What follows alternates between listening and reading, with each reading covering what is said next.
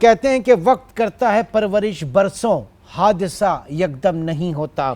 آج کی یہ جو کارروائی اسرائیل کی، اور جتنی فوکس، جتنی کیلکولیٹڈ، کیونکہ اس میں جوہری تنصیبات، نہ صرف جوہری تنصیبات بلکہ جو اعلیٰ ملٹری کمان اور اس کے ساتھ ساتھ جو نیوکلیئر سائنٹسٹ ہیں ان کو ٹارگٹ کیا گیا، شہید کیا گیا۔ سب سے پہلے تو یہ جو نیٹ ورک ہے اسرائیل کا، اس کی جو خفیہ ایجنسی موساد کا، کیا کہیے گا اس کے بارے میں کہ وہ کتنا ایکٹیو ہے اس وقت، اور جتنے بھی اس کے ٹارگٹس، ہائی ویلیو ٹارگٹس اب تک اس نے اچیو کیے ایران کے اندر، اس میں اس کا بڑا ہاتھ رہا ہے؟ جی بالکل، ڈیفینیٹلی۔ دیکھیے، بات یہ ہے کہ آپ کو یاد ہوگا پچھلے سال جس طرح حماس کے سربراہ اسماعیل ہنیہ کو ایران میں شہید کیا گیا، اس سے پہلے قاسم سلیمانی کو جس طرح انہوں نے شہید کیا، پھر اس کے بعد ہم نے دیکھا حزب اللہ کے حسن نصر اللہ کو جس طرح لبنان میں ٹارگٹ کلنگ کی گئی، اس کے بعد ہم نے دیکھا کہ غزہ میں جس انداز میں، اصل میں اب بات یہ ہو گئی ہے کہ اسرائیل کی موساد جو ہے، جہاں پر انٹیلیجنس کے اوپر ساتھ ساتھ ٹیکنالوجی کی وجہ سے ان کو بہت بڑا ایڈوانٹیج ہے، اور وہیں پر بہت ساری انگلیاں کہیں اندر کے کسی کردار کی طرف بھی اٹھتی ہیں کہ شاید کوئی اندر سے بھی ان کو فیسیلیٹیٹ کر رہا ہے۔ تو یہ سارے سوالات ہیں، لیکن میرا خیال یہ ہے کہ سب سے اس میں بنیادی کردار جو ہے وہ اسرائیل کی ٹیکنالوجی کا ہے، اور سب سے اس کے ساتھ ساتھ ان کی انٹیلیجنس کا ہے۔ لیکن یہیں پر میں یہ سمجھتا ہوں کہ جتنی مرضی وہ قیادت کو ختم کر دیں، لیکن جو اقوام ہوتی ہیں یا جہاں پر نظریات ہوتے ہیں وہاں پر ریپلیسمنٹ آ جاتی ہے، اور وہاں پر ریپلیسمنٹ کے ساتھ ساتھ یہ نہیں ہے کہ ایران اس سے کوئی ختم ہو جائے گا یا کمزور ہو جائے گا۔ بالکل ایران کو نقصان ہوا ہے، ہم نے دیکھا ہے پچھلے سال کے اندر ایران کی پراکسیز کو نیوٹرلائز کیا گیا، سارا کچھ ہم نے دیکھا۔ نہیں، میں اسی کے اوپر ذرا آتا ہوں کہ جو جس طرح اللہ اور حماس جو ہے پچھلے 2 سال میں ان کو انگیج کیا، اور اس کے بعد آج قدرے میرے خیال سے آسان رہا پھر یہ اس طرف آگے بڑھنا۔ اور دوسرا یہ کہ محض 2 روز قبل، یعنی 6واں راؤنڈ جو ہے وہ نیوکلیئر ٹاکس کا عمان کے اندر ہونا ہے، اور یہ امریکہ اور ایران کے درمیان ہونا ہے۔ یہ ضرور بات کہی جا رہی تھی کہ اگر اسرائیل کوئی حملہ کرتا ہے تو وہ ان ٹاکس کی ناکامی کے اوپر ہوگا، مذاکرات کی ناکامی کے اوپر ہوگا، لیکن 2 روز قبل اس طرح کا شدید حملہ کرنا، یہ تو پھر میرے خیال سے اس مذاکرات کی میز پر بھی اپنی بات منوانے کے لیے ہوگا، مترادف اس کے۔ میرا خیال یہ ہے کہ یہ حملہ ہی اس لیے کیا گیا تاکہ مذاکرات کسی طرح بھی کامیاب نہ ہو سکیں، بلکہ ان کو سبوتاژ کیا گیا ہے۔ اور اس کی وجہ یہ ہے کہ اسرائیل جو ہے وہ فیصلہ کر چکا تھا کہ اس نے نہ تو امریکہ کی سننی ہے، نہ کسی کی بات سننی ہے، اور ہم نے دیکھا کہ اب امریکہ جو ہے اس کی پشت پناہی بھی کر رہا ہے، ڈھکے چھپے الفاظ میں بھی اور کھلم کھلا بھی۔ میرا خیال یہ ہے کہ اب وقت آ گیا ہے عمران صاحب کہ میرے خیال ہے کہ ایران کی جانب سے اب مکمل طور پر کوئی بڑا دھماکہ کیا جائے گا، جس کو آپ ایٹمی صلاحیت کا اظہار بھی کہہ سکتے ہیں۔ اس کے علاوہ اگر ہم سمجھیں کہ ایران کی کوئی بچت کا راستہ ہے تو وہ نہیں رہا۔ ایران کا پرابلم یہ ہے کہ جغرافیکلی وہ 1500 کلومیٹر دور ہے اسرائیل سے، وہ نہ تو اس طرح پہ ایئر فورس اٹیک کر سکتا ہے، ڈرون رستے میں اردن گرا دیتا ہے، خود گر جاتے ہیں۔ سو اس حوالے سے اب بنیادی طور پہ جو ڈیٹرنس ہے وہ ایران کے پاس نیوکلیئر ہی آپشن رہ جاتا ہے کہ ایک بار دنیا کو بتا دے کہ اب اس کو جو نیوکلیئر پروگرام ہے اس کے اندر اس کو نہیں روکا جا سکتا، اور یہی ہوتا نظر آ رہا ہے۔ لیکن اس سب کے اندر میں آپ کو ایک خطرناک بات بتاؤں، وہ یہ ہے کہ اسرائیل کے عزائم خالی ایران تک رکنے کے نہیں ہیں۔ وہ یہ سمجھ رہا ہے اور وہ یہ مس کیلکولیٹ کر رہا ہے کہ وہ ایران کے بعد آئندہ آنے والے سالوں میں یا کچھ عرصے میں پاکستان کی ایٹمی تنصیبات کی طرف بھی اٹھے گا، پاکستان کو بھی ٹارگٹ کرنے کی کوشش، کیونکہ نیتن یاہو نے کچھ ماہ پہلے ایک بیان دیا کہ 2 دنیا میں جو طاقتیں ہیں، ایران تہران کے بعد اسلام آباد کے لیے خطرہ ہے۔ اور ادھر سے پاکستان کے وزیر اعظم شہباز شریف نے چند دن پہلے ایک جگہ پہ کہا کہ ہمیں 2 ملکوں سے جنگ لڑی ہے، یہ 6 مئی سے 10 مئی کے درمیان ہم نے 2 ملکوں یعنی انڈیا اور اسرائیل کی ٹیکنالوجی سے جنگ لڑی ہے۔ دیکھیے خطے کی صورتحال بہت خطرناک ہو رہی ہے۔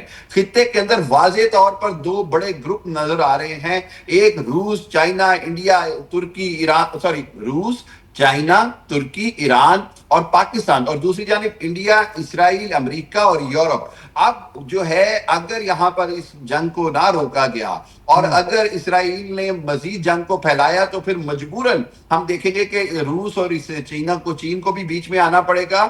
اور سعودی عرب نے بیان دیا ہے کہ جی اس میں وہ ایران کے تنصیبات پر حملے کی مذمت کرتا ہے. یعنی اب وہ نہیں رہا کہ وہاں پر سعودیہ کی امریکہ کو حمایت حاصل ہو. ٹھیک ہے، یعنی دنیا جو ہے وہ ڈس ایسوسیٹ بھی نہیں کر سکتی اس طریقے سے. میں یہ جاننا چاہوں گا کہ یہاں پر IAEA international atomic energy agency کا جو کردار تھا، کیا یہ وہی والا کردار تھا جو ایک زمانے میں عراق کے حوالے سے ویپن آف میس ڈسٹرکشن کے حوالے سے دیکھا گیا؟ کیونکہ ان کی رپورٹ نے اس وقت بہت فلیئر اپ کیا سچویشن کو. دیکھیے بات یہ ہے کہ عراق جو جنگ کی گئی ویپن آف میس ڈسٹرکشن کے، اس کے اوپر میں نے تھیسس لکھا اور میں نے اس کو اس صدی کا سب سے بڑا جھوٹ اور پروپیگنڈا قرار دیا. اور وہ بعد میں رچرڈ رمسفیلڈ نے بھی مانا، بعد میں پینٹاگون نے بھی مانا، بعد میں سب نے مانا. بات یہ ہے کہ IAEA کا کردار بھی ایک طرح سے ربڑ سٹیمپ ہو جاتا ہے، یونائٹڈ نیشن کا کردار بھی ربڑ سٹیمپ ہو جاتا ہے جب امریکہ کا اور امریکہ کے جو حوالی ہے ان کی بات آتی ہے. اور ہمیشہ سے IAEA کا کردار جو ہے وہ اس حوالے سے متنازع رہا کہ انہوں نے مسلمان جو سائنٹسٹ تھے، آپ کو یاد ہوگا بطرس غالی تھے اس وقت ادھر یونائٹڈ نیشن میں، اور اس کے ساتھ ان کو آگے کیا ڈاکٹر، مجھے نام نہیں یاد آ رہا، حریری یا پتہ کیا نام تھا، IAEA کے جو سربراہ تھے.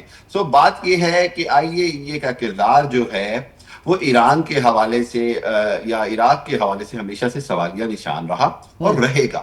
بنیادی بات یہ ہے کہ اب اسرائیل نے جو جارحیت اور بربریت کی ہے اس کے بعد ایران کے پاس پورا حق ہے کہ اس کا جواب دے. دیکھنا یہ ہوگا کہ ایران کے پاس صلاحیت کتنی ہے جواب دینے کی.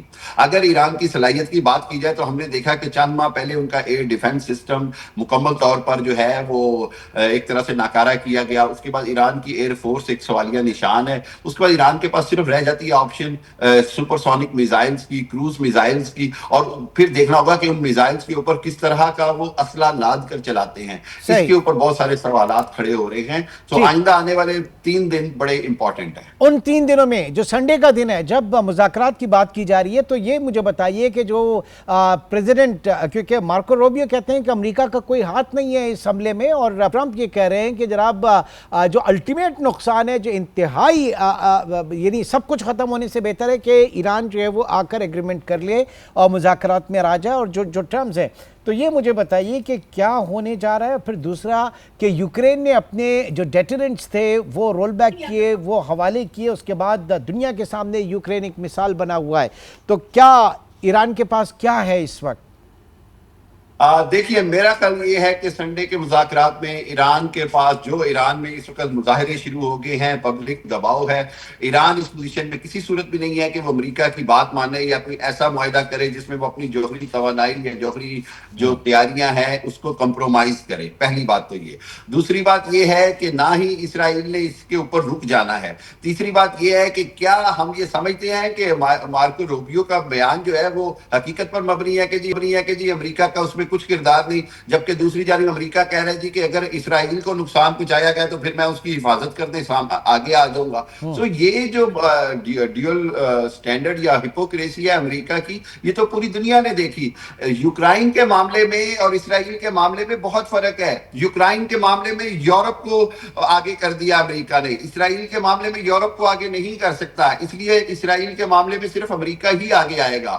یوکرائن کے معاملے میں تو یہ ہے کہ آپ کو یوں لگا جیسے نیٹو کے بغیر یورپ خود ہی اس کو سنبھالے. اور اس کے اندر بھی آپ دیکھیے گا کہ ایونچولی جو ہے وہ امریکہ کہیں نہ کہیں نیٹو کی شکل میں انوالو ہونا پڑ سکتا ہے. سو میں نہیں سمجھتا کہ دنیا کے اندر جو موجودہ نئی بساط بچھ رہی ہے اس کے اندر واضح طور پر جو ہے وہ خطرات ہیں تیسری عالمی جنگ کے. اور تیسری عالمی جنگ کے خطرات کی سب سے بنیادی وجہ یہی ہے کہ اسرائیل کی جو ایکسپینشن ہے، جو اس کے جو پلان ہے گریٹر اسرائیل کا، وہی سب سے بڑی وجہ بنے گا. غزہ کے اوپر ظلم، گریٹر اسرائیل جو ہے وہ تیسری عالمی جنگ کی بنیاد بنے گا. ایسے میں اب آج جو ہے ایران نے مطالبہ کیا ہے یونائٹڈ نیشن کی جو सलामती काउंसिल है उसके इजलास बुलाने का, और दूसरी तरफ से हम देख रहे हैं कि यूएन सिक्योरिटी काउंसिल की तरफ से भी, और जो नेटो के सेक्रेटरी जनरल हैं उन्होंने भी इसकी शदीद मजम्मत की है। तो ये प्लेटफॉर्म्स कुछ कर सकेंगे क्या? देखिए, इसराइल एक बेलगाम घोड़ा और जो नेतन्याहू है एक दिमागी तौर पर जुनूनी शख्स है और फिरौनियत से भरा हुआ है। इंडिविजुअल हद तक देखूं तो मेरा नहीं ख्याल कि वो इस वक्त किसी की भी सुनने को तैयार है, मां सिवाय अमेरिका के, जो उसको बाजू से रोक सकता है, उसको इमदाद बंद कर सकता है, उसको सपोर्ट, टेक्निकल सैटेलाइट सपोर्ट सारी आज भी इसराइल को अमेरिका से मिलती है। तो अगर अमेरिका चाहे तो ये सब कुछ रुक सकता है। बाकी सलामती कौंसिल, नेटो या दूसरे इदारे जो हैं वो सब कहीं ना कहीं अमेरिका के ही मरहूने मिन्नत हैं। तो अमेरिका के बगैर अगर मैं समझूं कि इस खित्ते में कोई अमन आ सकता है तो नहीं, इसराइल को रोकने वाला सिर्फ अमेरिका है। लेकिन दूसरी जानिब अगर जंग बढ़ती है और अगर जंग के अंदर, देखिए बात ये कि रशिया को यूक्रेन में या यूक्रेन की जंग में भी जो हालिया नुकसान हुआ है, आप नहीं समझते कि वो उसका बदला भी लेने के लिए अगर इसराइल की तरफ आता है तो सूरत हाल बहुत खतरनाक होती है। तमाम जो खित्ते के अंदर जो इस वक्त बिसात बिछ रही है उसके अंदर देखना ये होगा कि अब मुसलमान ममालिक क्या इकट्ठे होकर कोई एक इकट्ठा लाया अमल अपना सकते हैं या नहीं। क्योंकि अब वक्त आ गया है कि ईरान को शिया मुल्क के तौर पर ना देखा जाए, ईरान को किसी प्रॉक्सीज के तौर पर ना देखा जाए, ईरान को एक मुसलमान मुल्क के तौर पर देखा जाए जिस पर इसराइल यानी यहूदी सहूनियत ने हमला किया है। अगर इस पैराए में देखा जाए तो फिर सारी मुस्लिम दुनिया को एक होकर एक जवाब देना होगा। हमने देखा कि गजा के मुसलमान जो हैं आपके सामने लाख के करीब शहीद हो गए हैं, बच्चे, औरतें, बूढ़े, और बेशुमार वाकयात के बावजूद मुसलमान ममालिक की तरफ से मुख्तलिफ मौक़िफ़ सामने हुए हैं। कोई एक मौक़िफ़ सामने नहीं आ रहा, खुलकर उस अंदाज में हमायत नहीं आ रही। लेकिन अगर ये नहीं करेंगे तो एक एक करके इसराइल सबको खा जाएगा और फिर हमारी दास्तान तक ना होगी। दास्तानों में ये सोचना होगा मुसलमान ममालिक को, उम्मत मुस्लिमा को। और इस वक्त इमरान साहब बड़ी लीडरशिप की जरूरत है। मैं ये समझता हूँ इस वक्त मुस्लिम उम्मा के अंदर बड़ी लीडरशिप की जरूरत है, चाहे वो हमें तैयब उर्दगान की शक्ल में नजर आए, मोहम्मद बिन सलमान आगे आए, मलेशिया से आगे आए, कोई ना कोई बड़ी फिगर को आगे आना पड़ेगा। मैं इस बात के वरना वो जो ग्लोबल पीस लीडर के तौर पर ट्रंप साहब आगे आना चाह रहे हैं वो एक अलग कहानी है। बिल्कुल वो तस्वीर का दूसरा रुख होगा। बिल्कुल देखिए, वो जो ग्लोबल पीस लीडर है वो हिपोक्रेसी और मुनाफिकत से भरा हुआ चेहरा होगा, जिसमें उसका मकसद ये होगा कि आप तमाम अपने मुफादात हासिल कर लिए जाएं और उसके बाद अमन का जो है वो राग भी अलाप लिया जाए। यानी कि गजा के लोगों को रिलोकेट करने की बात कर दो, ईरान को मार खाने की बात कह दो, पाकिस्तान को इंडिया की बात मानने की बात कर दो। इस तरह की बातों के ऊपर वो अमन नहीं होता है, बल्कि ये हिपोक्रेसी होती है जिसकी बुनियाद के ऊपर मुस्लिम दुनिया को ही पीसा जाता है। बहुत बहुत शुक्रिया